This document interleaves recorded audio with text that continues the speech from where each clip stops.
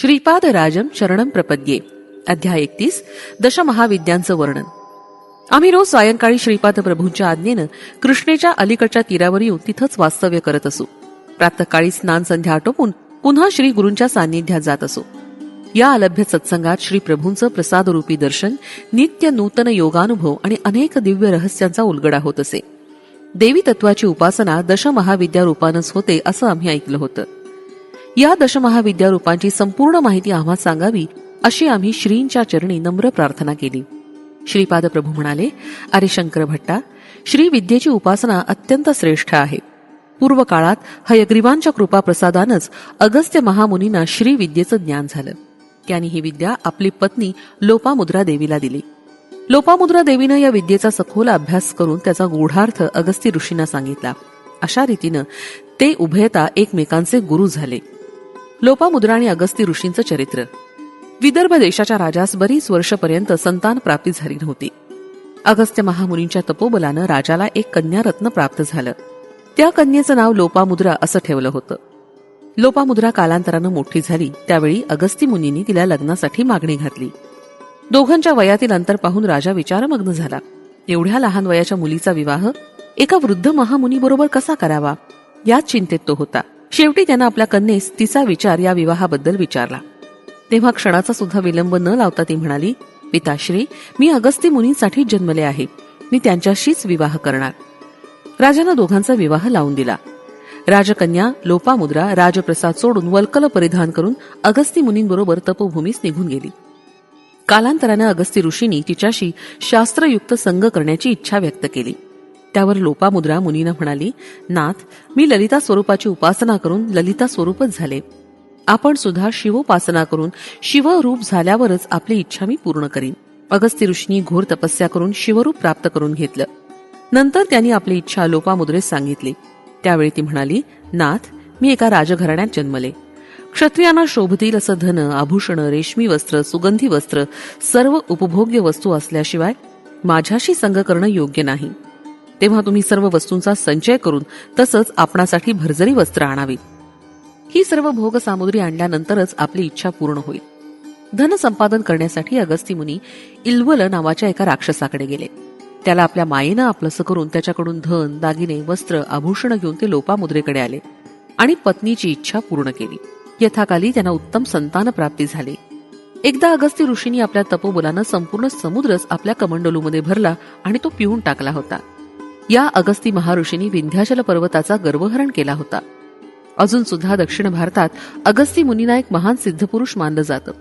त्यांची अनेक ठिकाणी देवालये आहेत. श्रीपाद प्रभू पुढे म्हणाले, मी जेव्हा कल्की अवतार घेईन त्यावेळी परशुरामासारखंच अगस्त्य ऋषींना गुरुस्थान देईन. देवीची दशमहाविद्या. श्रीपाद प्रभू पुढे म्हणाले, काली हे दशमहाविद्येतील प्रथम रूप आहे. महाकाली ही समस्त विद्यांची आदिदेवता आहे. तिच्या विद्यामय विभूतींनाच महाविद्या असं म्हणतात. एकेकाळी हिमालयातील मातंग ऋषीच्या आश्रमात सर्व देवतांनी महामायेची स्तुती केली. त्यावेळी अंबिकेनं मतंग वनिता रूपात दर्शन दिलं. ती काजळासारखी काळ्या रंगाची असल्यानं तिचं नाव कालिका देवी पडलं. तिने शुंभ निशुंभ राक्षसांचा वध केला. तिचं रूप काळं निळं असं असल्यानं तिला तारा असं सुद्धा नाव आहे. कोणताही संकल्प अथवा फलीभूत न झालेली योग साधना अल्प काळात गंतव्यस्थानास पोचावी यासाठी काली मातेची उपासना करतात. या साधन काळात काली मातेच्या साधकाच्या अंगाचा भयंकर दाह होतो, तो सहन करावा लागतो. दशमहाविद्येतील दुसरं रूप तारादेवीचं आहे. ही माता मोक्षदायिनी, सर्व दुःखांपासून तारण करणारी आहे. त्यामुळं तिचं तारा हे नाव प्रख्यात झालं. या देवीस नील सरस्वती असं सुद्धा नामाभिधान आहे. भयंकर अशा विपत्तीतून भक्तांचं रक्षण करणारी असल्यानं योगीजन हिची अग्रतारा रूपात आराधना करतात. वशिष्ठ महर्षींनी सुद्धा तारादेवीची उपासना केली होती. चैत्र शुद्ध नवमीच्या रात्रीस तारा रात्री असं म्हणतात. दशमहाविद्येतील तिसरं रूप छिन्नमस्ता देवीचं आहे. हे अत्यंत गोपनीय स्वरूप आहे. एकेवेळी देवी आपल्या सखीबरोबर मंदाकिनी नदीवर स्नानाला गेली होती.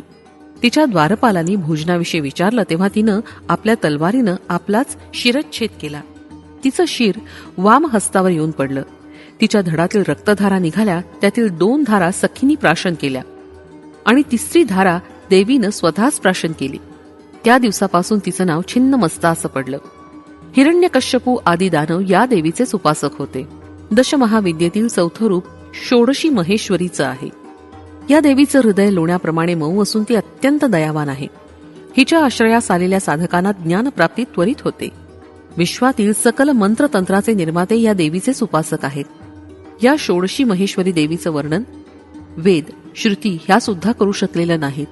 ते नेती नेती म्हणून शांत झाले. ही प्रसन्न वदना माता भक्तांचं सकल मनोरथ पूर्ण करते. या भगवतीच्या उपासानं भोग मोक्ष दोन्ही प्राप्ती होते. दशमहाविद्येतील पाचवं रूप भुवनेश्वरी देवीचं आहे. सप्तकोटी महामंत्र या देवीचे उपासक आहेत. या देवीजवळ काली तत्वापासून ते कमला तत्वापर्यंत 10 अवस्था असतात. यातून अव्यक्त भुवनेश्वरी व्यक्त होऊन ब्रह्मांडाचं रूप धारण करू शकते. प्रलयकाळी कमलापासून म्हणजेच व्यक्त जगापासून क्रमाक्रमानं लय पावून काली या मूळ स्वरूपात बदलते. त्यामुळे या देवीला काळाची जन्मदात्री असं सुद्धा म्हणतात. दशमहाविद्येमध्ये 6वं रूप त्रिपुर भैरवीचं आहे. महाकाला शांत करू शकणाऱ्या शक्तिरूपालाच त्रिपुर भैरवी असं म्हणतात. ही त्रिपुर भैरवी नरसिंह भगवानांची अभिन्न शक्ती आहे असं शास्त्रात सांगितलं आहे. सृष्टीमध्ये परिवर्तनाची प्रक्रिया सतत चालूच असते. या प्रक्रियेस आकर्षण आणि विकर्षण हे मूल कारण स्वरूप असतात. ही क्षणोक्षणी होणारी क्रिया आहे. या त्रिपुर भैरवीचं रात्रीचं नाव कालरात्री आणि भैरवाचं नाव कालभैरव आहे. या दोघांच्या संयुक्त स्वरूपानंच माझा येणारा नृसिंह सरस्वती अवतार होणार आहे. हा अवतार महायोग्यांसाठी त्रिपुर भैरवी आणि कालभैरवनाथ अवतार म्हणून मानला जाईल. दशमहाविद्येतील 7वं रूप धूम्रावती आहे. ही धूम्रावती उग्रताराच आहे. या देवीस शरण जाणाऱ्या साधकांची सारी संकटं नष्ट होऊन तिच्या कृपाप्रसादानं सकल संपदा प्राप्त होते. दशमहाविद्येतील 8वं रूप बगलामुखी देवीचं आहे. ऐहिक पारलौकिक देश समाजाचं अरिष्ट निवारणासाठी तसंच शत्रूच्या शमनासाठी या देवीची आराधना केली जाते. विष्णू भगवान परशुरामासह या देवीचे भक्त होते. श्री तिरुमला क्षेत्रातील श्री व्यंकटेश्वर स्वामींनी या देवीची मातेच्या स्वरूपात आराधना केली होती. दशमहाविद्येतील 9वं रूप मातंगी मातेचं आहे. मानवाच्या गृहस्थ जीवनास सुखी करून पुरुषार्थ सिद्धीस नेण्याची शक्ती मातंगी मातेचीच असते. या देवीला मातंग ऋषींची कन्या असं सुद्धा मानतात.